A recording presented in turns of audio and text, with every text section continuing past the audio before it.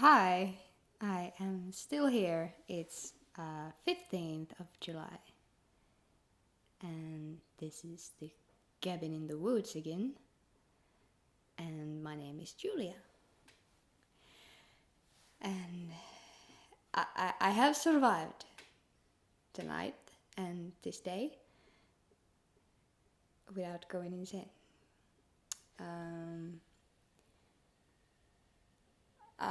This day went by like zoom, like real fast, and I feel like I didn't do anything. I did some writing, and I struggled really hard with the beginning of the chapter 1.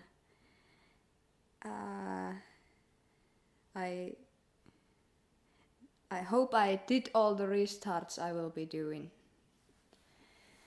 because I did start like 3 times before I was fine with the beginning.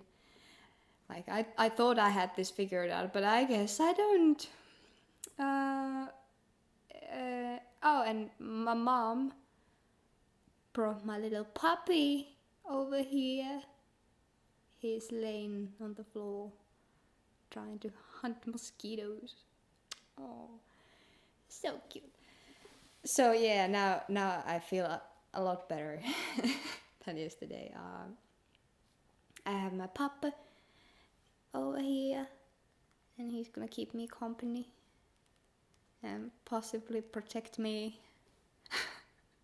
from the creaks this house makes. What else did I do today? Nothing, I guess. It doesn't feel like I didn't do anything. Like I feel like I was writing all day, but I only wrote like 6 pages. Oh, this is gonna take so much longer than I thought. Oh God. So, I realized once again that beginning is always the hard part. I do know this, but now I learned it again. It is hard to begin writing a book, a novel, whatever you're writing. When it comes to the beginning, it's like you can't start from the beginning, even if you kind of want to. It's really annoying because you have to figure out what's the best place to start instead of starting at the beginning. Oh, it's awful. You have to think about the moment when you're opening a book, and the whole first couple of sentences that you read. If they're not cool, then you're gonna put the book down, and that's what you have to think about when you're writing a book and starting a book. And it sucks. I want to get to the interesting parts. Oh. I won't say I'm having a writer's block right now, even though I've been staring at this one page for like a couple of hours without writing anything. I won't say it's a block because I don't think there is such a thing as a writer's block. It's just you're stuck on something so small that you can't even realize how small it is. Does that make any sense? I don't know. So yeah, I decided to make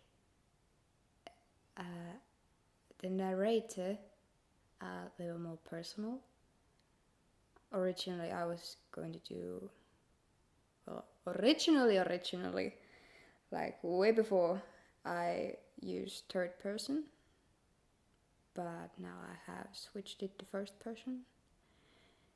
The thing is, I still I want some middle ground between these two. And of course, there's the second person, but come on, who uses that? Unless you're like really autistic. But yeah, the first and the third person, the two most common narratives, and I'm so torn between them because the third person is like, it is very like mobile. You can go around walls and see it from every point of view and blah blah blah. And the first person is very much more linked to the characters, especially the character who is the narrator. So I'm really torn between these two because I want them both, but I can't because I don't know how to use them both. Some people do use multiple narrations, but I still don't know how to make that work. That just seems like greedy. But I guess you have to be greedy if you're writing a book. Come on, that is so self-absorbent. What's the word? Self-indulgence. I don't know. This ain't my first language. Come on, give me a break. Yes, what I learned today is that I fucking hate dragonflies. I didn't realize this until today, but dragonflies are fucking terrifying. Oh my god, and there's so many of them here. I'm just glad they're kind of big, so they won't get in through the cracks in the walls. But yeah, I'm terrified by them, and I'm just learning this. They're kind of pretty, but when they come close, no, just no. Oh my god, and they're, I have killed about 5 spiders today. I am also terrified of spiders, and I'm wondering what's the fucking point of, this huge fear of spiders that people seem to have. I mean, some people fear all insects, but are spiders insects? Are they just spiders? I don't know. Well, anyway, and I think I figured out why spiders are the most horrifying thing with the critters. It's that they don't like run around.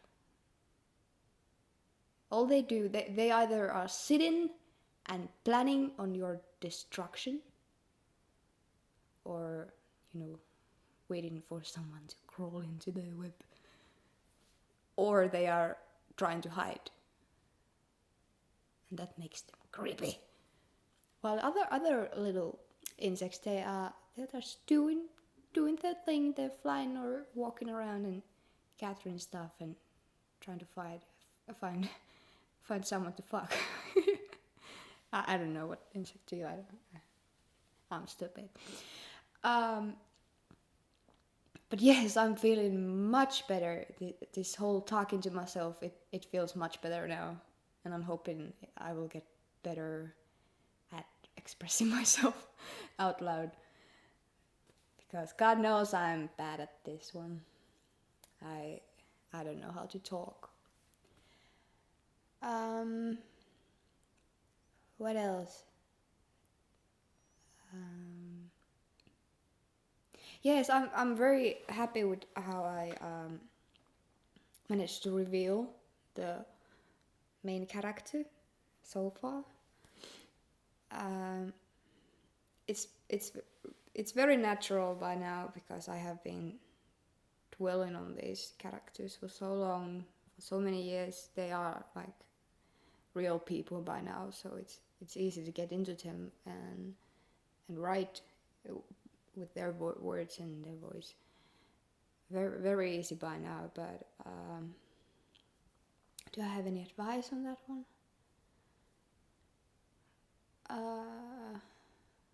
Well, I don't know what else to tell you, but you know, make them real people. You have your characters, and they are your characters. Try to make them as real as possible. Like, imagine what they would do in situations that you are in. It has helped me a couple of times, more than just a couple of times. You know, you have created the whole backstory and blah blah blah. They have everything planned out, but then when you try to put them into real life and in the situations that you are in, it's a good exercise. Try to think what they would say, what they would do, and how they would react. I don't know what else.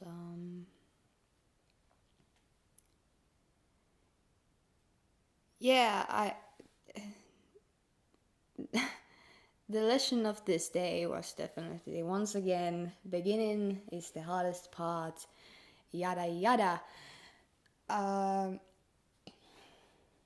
Like last night, I began writing last night, and I wrote like 3 lines. First I wrote like 2 pages, deleted it. Next 2 pages, deleted them. I was not happy with anything I was writing. And then I hit the right set and the right mood, and everything was perfect. And this is how I want to start this. I want this feeling to be the first thing when you open this book. And now I'm happy with it. The beginning. And it's gonna be the one. You know? Woo! So I have introduced the main character and the what's the word? Side character? Second character? The other character, anyway. I have introduced them both, and it went really well. But now that the opening scene is over, it's the transition to the next scenes and the whole plot and all that. It is hard because the beginning, you think about the beginning so much, and you get into the opening scene, and it is so important. You think about it, you get into it, and it becomes a big thing. And it's hard to come down from there and get onto the actual book, and not just the lure. You lure the readers into this book by this big scene, and it's hard to go from there. My advice is to drag it out a little, the opening scene. It's always good to have sort of like a long opening scene, I think, so that the reader will have time to get into the world you have created and get into the character you are presenting. And I always loved the in Reservoir Dogs, the opening scene, the one where all the misters were sitting in that was the diner. Well, in the diner at the table, and just talking about shit. I always liked that because it gave you time to breathe in the whole mood and the theme and the characters, even though nothing was happening yet and you didn't know anything. It was it is a great thing to give that amount of time. So that's what I try to do there, and I hope somebody else will also. My dog wants to go outside. Oh, he's so cute. What else?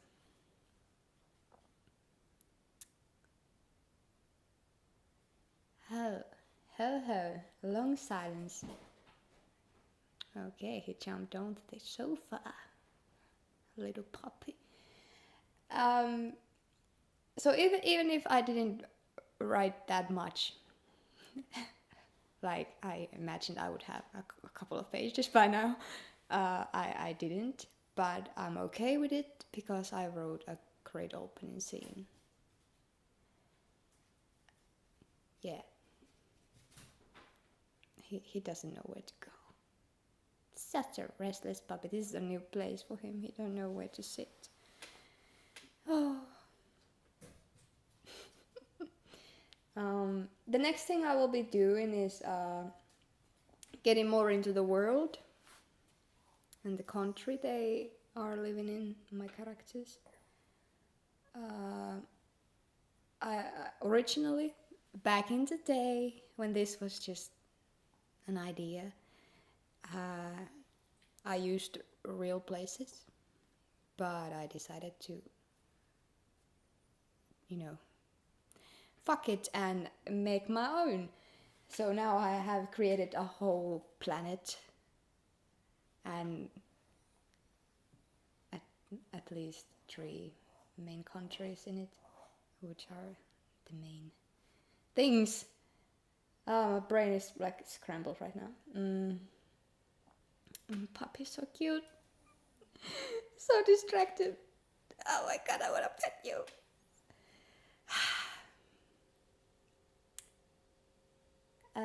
Yes, I will be going into the world. And that one will be hard once again. Everything is so hard.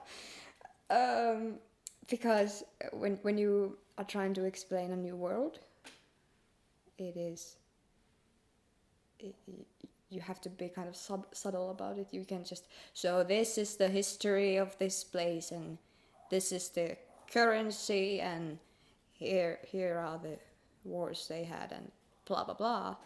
You can't go like that. You have to like sprinkle a little bits of information here and there, and it has to be natural. It has to come from dialogue. It has to come from memories. Oh, he wants to go outside.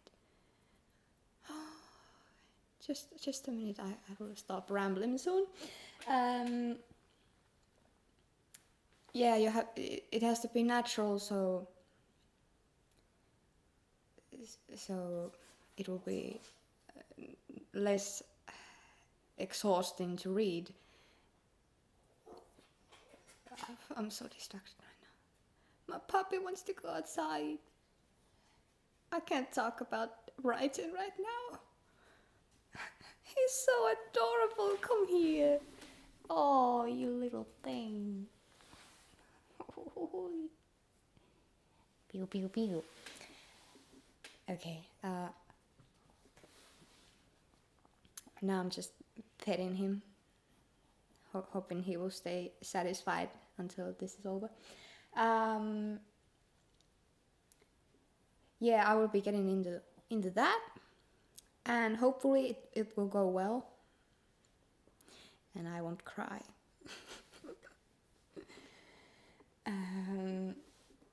On word creating, maybe something. Do you have anything? I always use some references from real world countries. I like to keep things vaguely similar to already existing things.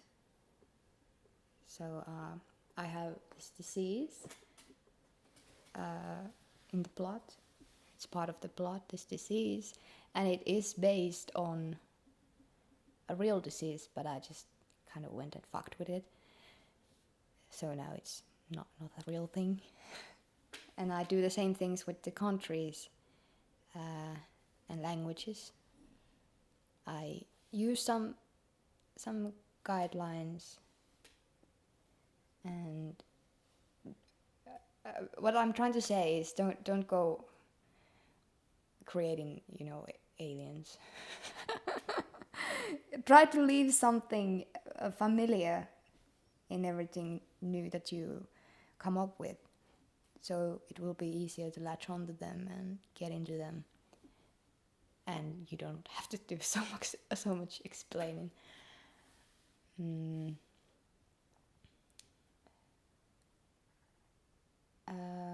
What else? I don't know. Okay, maybe I will go let my doggy out and stop rambling and talking to myself. Would that be nice? Oh, you're so cute. Okay, I will go now and talk to you tomorrow with hopefully something nice to say. Okay, bye.